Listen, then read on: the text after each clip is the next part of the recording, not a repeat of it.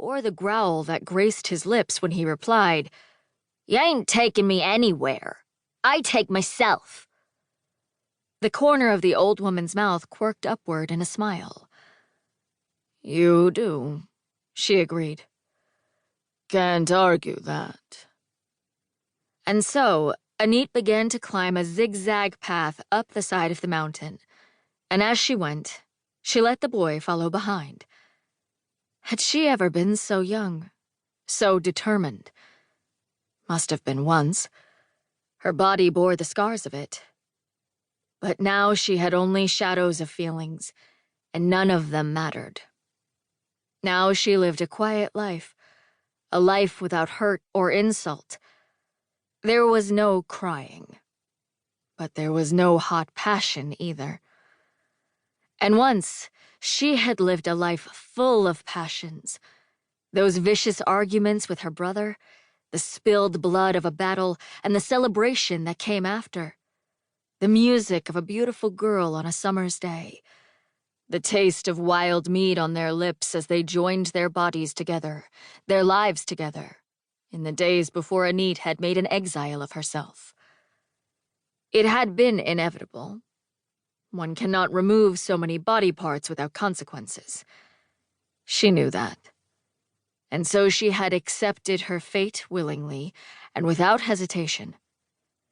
And yet she found it pleasant now, after all these years, to have company. The boy's breath was a steady pulse, joining hers as the air grew thin and they drew close to the top of the mountain. It was on the far side that the old woman found it, her cairn, swaying against the cliff's edge. The pile of stones was enormous, standing nearly twice her height, stacked narrowly at first and then growing wider, like an enormous egg. And like an egg, it had one smooth side. No instrument in this world could cut a rock or carve a piece of lime with such intention. Now Anit walked to the object's far edge, feeling over the cliff face for the hole she knew would be there. This close to the structure, she could hear a faint hum on the air, could taste the metallic twang of electricity.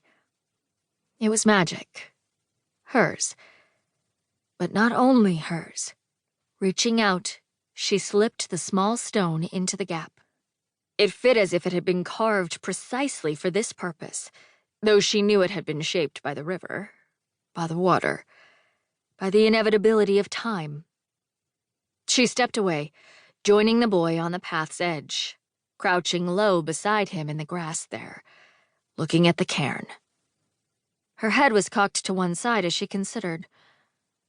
"No," she said softly. "It's still not right." "What is it anyway?"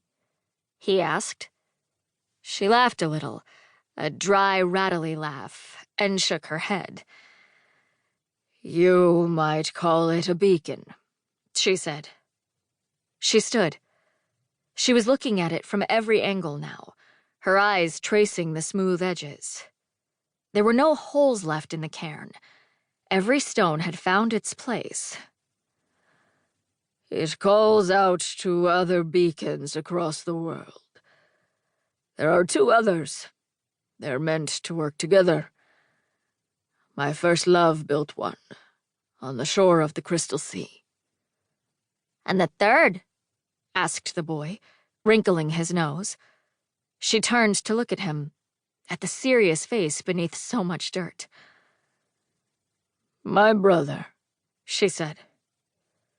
The 2 of them were quiet for a moment. Perhaps the boy was thinking about his own brother, if he had one, which he probably did. These village girls whelped children like they were puppies. But if that was the case, the boy said nothing about it. His face was merely a mud-stained, determined mask. "Did theirs look the same as yours?" he asked. Anit let out a scoff. "No," she said, a little too sharply. She wasn't used to speaking to children. She wasn't used to talking to people, really, but especially children. "Magic isn't like a knife or a spoon, where one design works best. Their beacons..."